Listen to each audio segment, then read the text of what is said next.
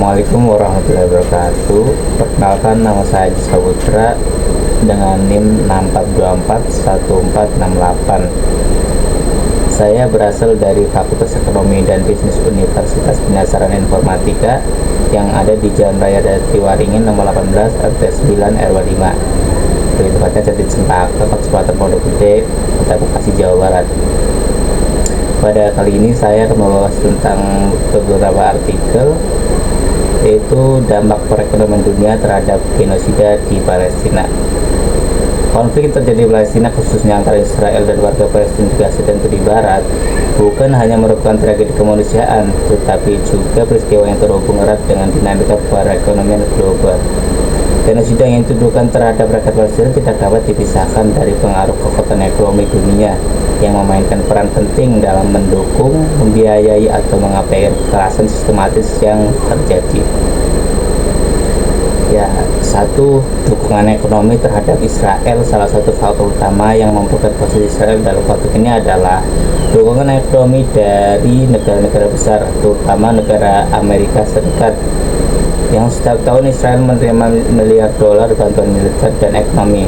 Bantuan ini secara tidak langsung mendukung operasional militer yang seringkali digunakan dalam operasi di wilayah Palestina, yang berujung pada jatuhnya korban sipil dan hancurnya infrastruktur. Nah, dua, peran perusahaan multinasional. Banyak perusahaan multinasional terlibat dalam penyediaan teknologi, senjata, atau logistik kepada militer Israel. Mereka memperoleh keuntungan dari konflik kepanjangan ini dan menjadikan penderitaan rakyat Palestina sebagai bagian dari rantai industri yang menguntungkan. Wah, parah sekali ya. Beberapa perusahaan juga terlibat dalam pembangunan permukiman ilegal di tepi barat, melanggar hukum internasional. Nah, tiga, pertimbangan ekonomi global. Pertimbangan ekonomi dunia menciptakan sistem di mana negara-negara kuat dapat menentukan narasi dan arah kebijakan internasional, termasuk yang berkaitan dengan konflik di Palestina. Negara-negara miskin atau berkembang seringkali tidak memiliki kekuatan politik maupun ekonomi untuk menentang keputusan negara besar, bahkan ketika keputusan tersebut membahayakan hak asasi manusia. 4. Perdagangan dan normalisasi. Beberapa negara yang sebelumnya mendukung perjuangan Palestina mulai menormalisasi hubungan diplomatik dan ekonomi dengan Israel demi kepentingan perdagangan dan investasi.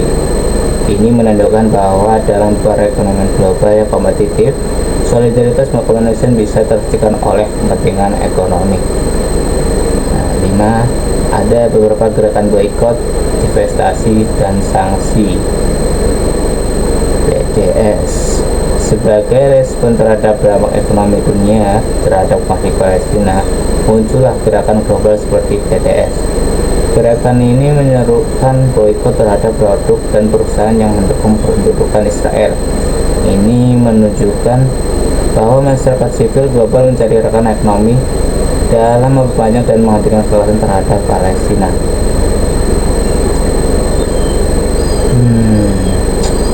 Pada kesimpulannya, teman-teman, yaitu dampak perekonomian dunia terhadap genosida di Palestina sangat signifikan. Dukungan finansial, kerjasama dagang, serta sikap diam atau aktif dari berbagai entitas ekonomi global untuk membuat sistem penindasan. Untuk menghentikan kekerasan dan menciptakan perdamaian yang adil, perlu diperlukan kesadaran kolektif bahwa ekonomi bukan hanya alat produksi dan konsumsi, tetapi juga bisa menjadi alat perlawanan atau penindasan. Ya, begitulah teman-teman. Sekian dari saya, Haji Saputra. Assalamualaikum warahmatullahi wabarakatuh.